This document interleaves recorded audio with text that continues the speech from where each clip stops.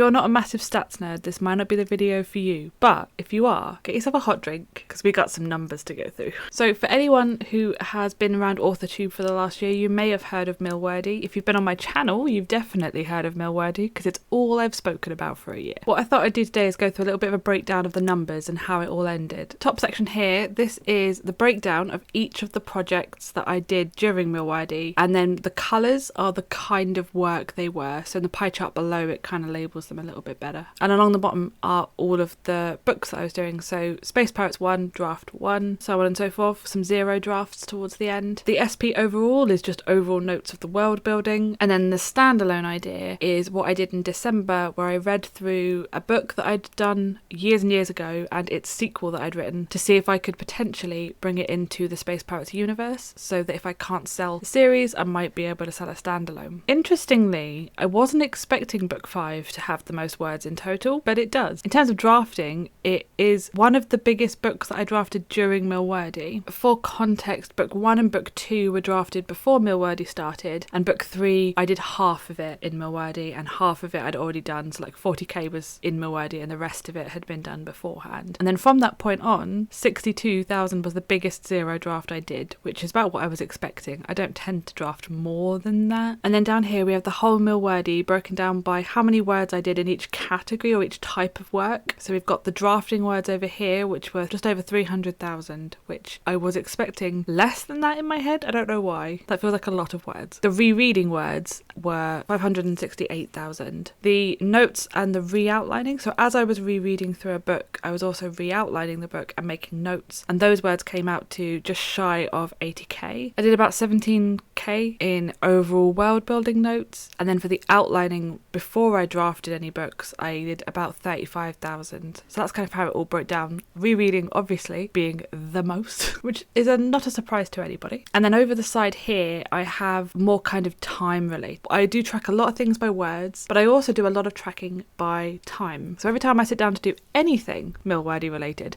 I tracked when I started and when I finished and how many minutes that equated to. So we can go through and we can look at by month how many words I was doing, which is the blue line, and how many hours it took me, which is the orange line. In the beginning, for the drafting months, we can see there's a high output of time for a decent amount of words. And then when we come to the rereading, the time dips down dramatically and I'm speeding up, which makes a lot of sense.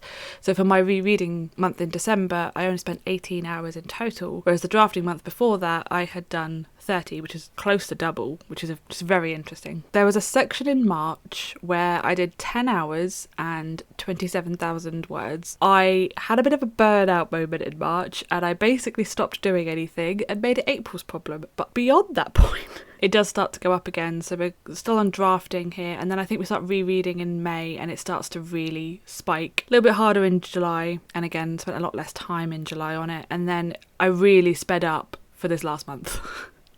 I sped up dramatically. I think because in June, actually I think June was the start of the rereading, if I'm correct, I could be wrong. The beginning, it was taking me quite a bit of time, and then I think I got into a bit of a rhythm with when to make notes, when not to, and obviously sped up quite a bit. So that's kind of interesting. And then the fourth graph we have on this sheet down here is the time that I put into each of the individual projects. So considering that book 5 has by far the most words, it also by far has the most time. So about 40 hours in total went into book 5, which I think is the one I split over March and April. So it ended up having kind of a burnout moment here and then getting better. Interestingly, while Space Pirates 1 has pretty much the same words as Space Pirates 1, that one was significantly quicker. So I must have reread through that one significantly faster by about 4 hours of difference. And the standalone, which is just pure rereading, even though again that has a lot more words than the first book and the second book, it's only about 20 hours, which is about equivalent to the Space Pirates 1. Part of that might be because in relation to the amount of words I was reading through, I made a lot less notes, which is probably where it sped up slightly, because just reading is fine. So that's kind of a breakdown of those kind of elements. The thing that I think is really, really interesting here,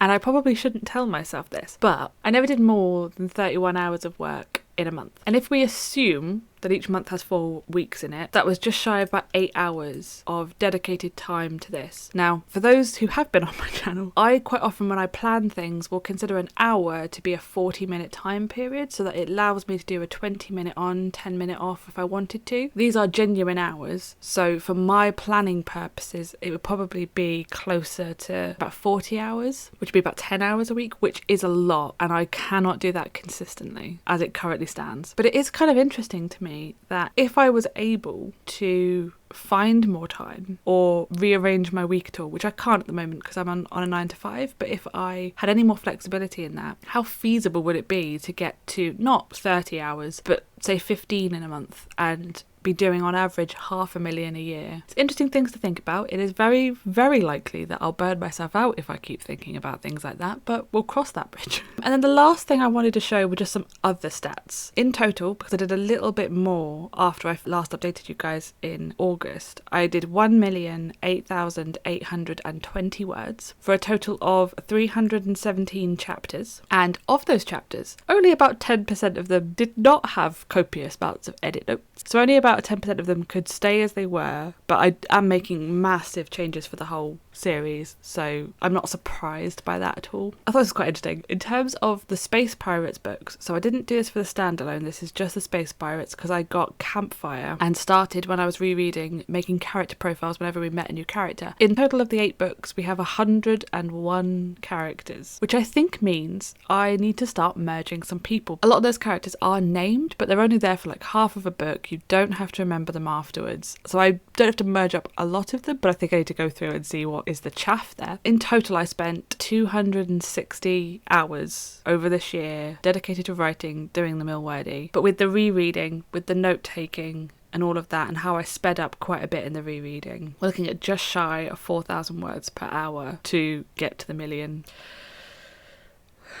The more I think about this year, the more mad it's been. I have also deliberately, for the last 2 weeks, because it's the 14th when I'm recording this, done nothing with it or touched it at all. My main goals when I finished Milwordy was to take a break from Milwordy and to get like a stats video together. So I think it's a thing that my brain always wants to do in terms of tracking words and time and how many you get in each project. I know this isn't important to a lot of people, and that's absolutely fine. My brain just likes it this way. It will, however, potentially cause me pains later on when I start realising that I haven't kept up this. We will cross that bridge another time. As always, thank you so much for watching. I'm Nikki Starr, and I will see you in the next one.